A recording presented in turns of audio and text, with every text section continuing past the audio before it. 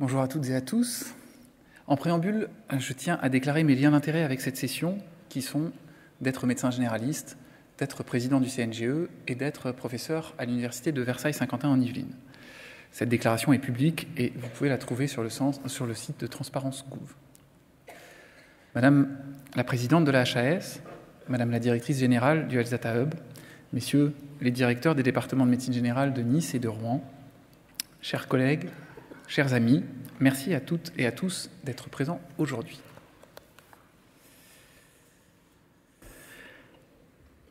Un serpent de mer est un monstre aquatique mythique proche du dragon européen qui possède généralement des dimensions gigantesques. Il est mentionné dans les témoignages d'équipages marins depuis plusieurs époques qui concordent pour décrire divers animaux aquatiques inconnus vivant dans les eaux glacées du nord de l'Europe. L'existence de la plupart de ces animaux n'a jamais été prouvée scientifiquement et relève du domaine de la cryptozoologie. Dans le langage courant, est qualifié de serpent de mer un projet ou un sujet qui revient fréquemment alors que sa mise en application, son développement ou son aboutissement semble continuellement repoussé. Le projet visant à créer un entrepôt de données de médecine générale à l'échelle nationale, financé majoritairement sur fonds publics et chaîné avec le système national des données de santé, a longtemps ressemblé à s'y méprendre à un serpent de mer.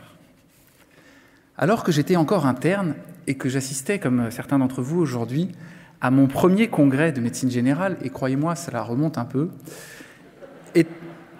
étaient alors présentées deux communications orales respectivement intitulées « Stratégie de recueil et de structuration des antécédents familiaux dans les dossiers informatiques des médecins généralistes » et « Enquête sur l'impact d'une formation à la structuration et à l'encodage auprès des médecins généralistes belges ». Les congressistes de l'époque semblaient déjà convaincus de l'intérêt d'un tel recueil et y voyaient une plus-value considérable en matière de réflexivité sur leur pratique. À titre personnel, en tant qu'interne, j'avais surtout imaginé le potentiel quasiment infini de sujets de thèse qui pourraient découler d'une telle base de données.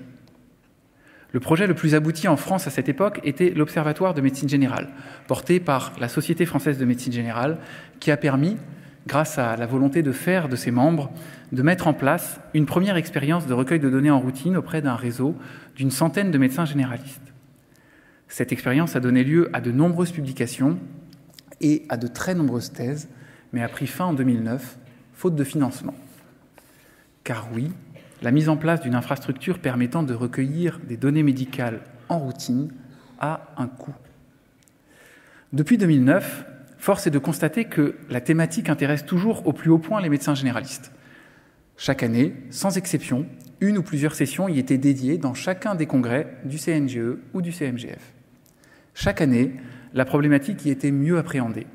Les médecins étaient encore plus motivés, mais rien n'y faisait. Le même constat s'imposait, pas d'argent, pas d'entrepôt de données.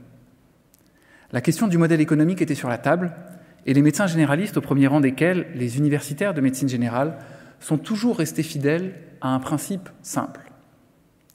Les données récoltées devront toujours avoir comme principale vocation de permettre le développement de la recherche en soins primaires et par voie de conséquence, l'amélioration de la qualité des soins.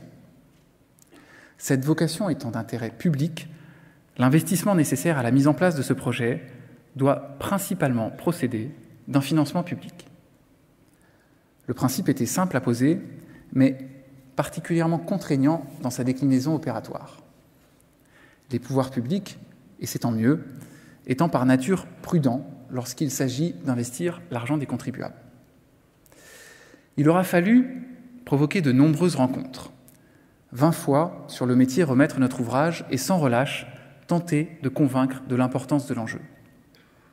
Il aura également fallu que 2 projets pilotes, montés au sein des universités Côte d'Azur et Normandie, en démontrent la faisabilité, et je tiens ici à remercier publiquement les professeurs David Darmon et Mathieu Schwerz pour leur obstination déraisonnable à faire avancer ce projet et pour la qualité du travail fourni au service de notre communauté.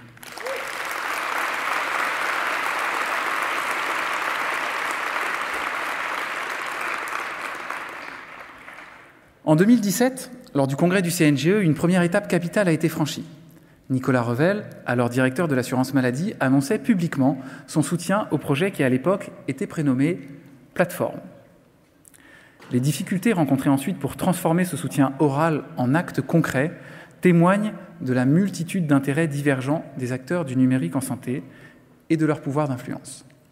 Comme sur d'autres sujets, la crise du Covid a agi ici comme un révélateur. L'absence de remontée de données cliniques ambulatoires structurées, issues des cabinets de médecine générale et chaînées avec le système national des données de santé, a été clairement identifiée comme une limite majeure à la compréhension de l'épidémie et à notre capacité collective à y faire face. Le rapport, commandé par le ministre de la Santé de l'époque, Olivier Véran, à la NRS et MIE, sur le développement de la recherche ambulatoire, a identifié l'extraction des données en routine comme un des axes prioritaires pour lesquels il devenait urgent en 2021 que la France se dote d'un outil de qualité. C'est dans ce contexte que la Banque publique d'investissement, la BPI, lançait alors un appel à manifestation d'intérêt sur la thématique de la santé numérique. Nous avons décidé, avec plusieurs partenaires, d'unir nos forces, de mutualiser nos ressources et de constituer un consortium en vue de répondre à cet appel à manifestation d'intérêt.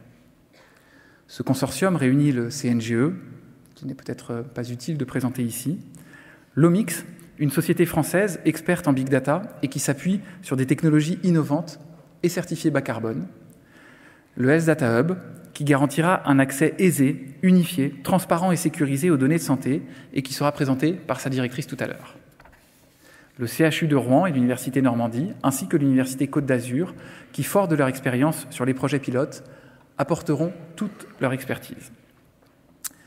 Il ne restait plus qu'à trouver un nom au projet, et ce fut l'acronyme P4DP pour Platform for Data in Primary Care qui fut retenu. À bien y réfléchir, nous aurions tout aussi bien pu le baptiser P9DP. Pour projet plateforme, persister, persévérer, perpétuellement proposer, parfois protester, ne pas désespérer et y parvenir. Car nous y sommes parvenus.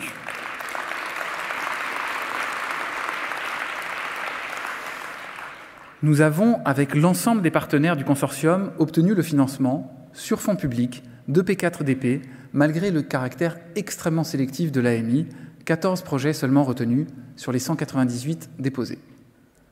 Cet appel à manifestation s'inscrit dans le cadre d'un plan d'investissement France 2030 et garantira au projet 3 années de fonctionnement. Nous avons donc 3 ans pour convaincre, pour nous mobiliser, pour structurer nos données et permettre leur analyse dans le cadre de travaux de recherche disciplinaires. Je rappelais, lors de la cérémonie d'ouverture, que nous avons tout à gagner à montrer ce que nous faisons. Ce partage doit se faire dans le plus strict respect du cadre réglementaire. Il doit être sécurisé et en aucun cas ne pouvoir servir à un contrôle individuel des médecins par une autorité de tutelle. La directrice déléguée de la CNAM, Marguerite Cazeneuve, devait initialement être présente aujourd'hui à la tribune.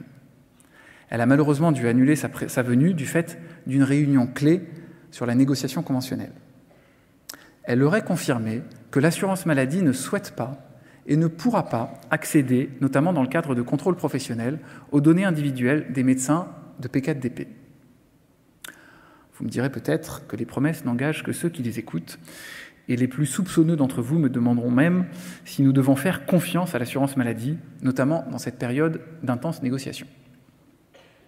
J'ai envie de vous répondre par l'affirmative, sur la base de 2 arguments, l'un d'ordre anthroponymique, l'autre d'ordre plus pragmatique. L'argument anthroponymique relève d'une évidence. Pour mémoire, cette science dure a pour objet l'étude des noms des personnes et, bien que n'étant pas expert en la matière, il me paraît absolument inconcevable que le CNGE puisse être leurré par quiconque se prénommant Marguerite.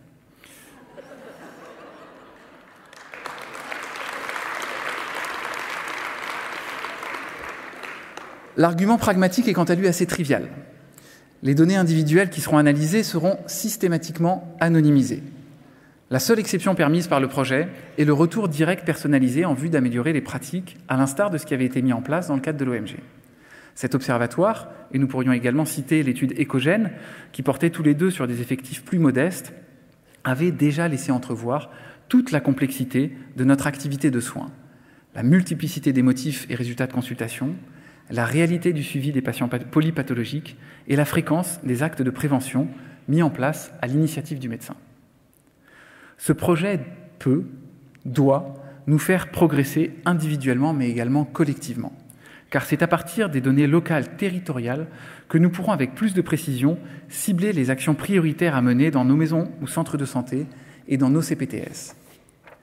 Et c'est à partir des données nationales de qualité issues des soins primaires que nous améliorerons également la qualité des recommandations de bonnes pratiques à destination des professionnels de première ligne. Madame la Présidente de la Haute Autorité de Santé, je tiens à vous remercier d'avoir à nouveau accepté notre invitation cette année et je profite de cette occasion pour saluer les nombreuses avancées depuis le Congrès de Nantes. La dynamique engagée entre la HAS et les médecins généralistes, notamment universitaires, est réelle. Les très nombreuses collaborations réalisées lors de la crise sanitaire en témoignent. Conformément à votre engagement, un groupe de travail sur le risque cardiovasculaire et la prévention en premier recours a bien été mis en place. Si le groupe d'experts a pris un petit peu de retard pour des raisons contextuelles que tout le monde comprendra, il a engagé un travail conséquent et sa coordination a bien été confiée à un médecin généraliste universitaire, le professeur Clarisse Dibaoudina.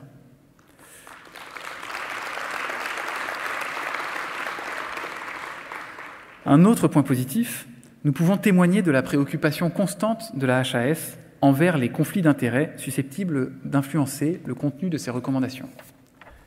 Enfin, nous tenions également à saluer la dynamique insufflée par la HAS pour intégrer une représentation forte des patients et usagers du système de santé dans son organisation. La présence d'un ancien président d'association de patients au sein du collège de la HAS est en ce sens un symbole particulièrement fort. Si ces points sont extrêmement encourageants, nous avons, j'espère que vous n'en disconviendrez pas, une marge de progression. Tout d'abord sur le plan institutionnel. Si la coordination ponctuelle de recommandations par les médecins généralistes représente une réelle avancée, elle ne peut à elle seule ancrer durablement la place de la médecine générale au sein de la Haute Autorité de Santé. Une évolution à la fois naturelle et souhaitable pourrait être de permettre enfin à un médecin généraliste de siéger au sein du collège de la HAS.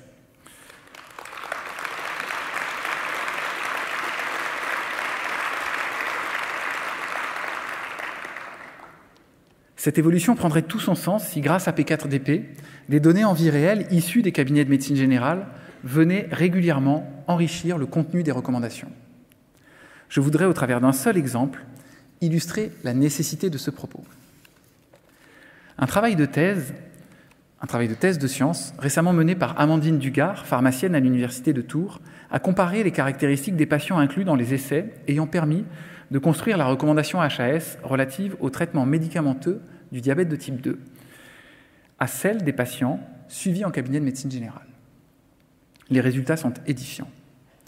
Afin de ne pas trahir son travail, je vais vous lire précisément le verbatim de sa conclusion. Les patients atteints de diabète de type 2 en médecine générale différaient sur de nombreux points importants des patients inclus dans les essais à l'origine des recommandations de bonnes pratiques, questionnant ainsi l'applicabilité des résultats de ces essais à une population de soins primaires. Ces résultats soulignent l'impérieuse nécessité de pouvoir travailler à partir des données issues de vie réelle dans les cabinets de médecine générale. Le projet P4DP représente de ce point de vue une formidable opportunité de transformer ce paysage et le CNGE sera entièrement mobilisé dans ce but. Et nous ne serons pas seuls, car ce projet a vocation à fédérer au-delà des partenaires du consortium et à rassembler l'ensemble des acteurs de médecine générale. Et je tiens à remercier ici le Collège de la médecine générale et son président, le professeur Paul Frappé, qui a toujours apporté un soutien indéfectible au projet P4DP et qui, aux côtés du CNGE, sera mobilisé même au-delà de la composante académique et des maîtres de stage universitaires. J'en suis convaincu, ensemble, nous pouvons transformer le paysage de la recherche et du soin en médecine générale grâce à ce magnifique projet qui, même s'il possède des dimensions gigantesques, n'a désormais plus rien d'un serpent de mer. Je vous remercie.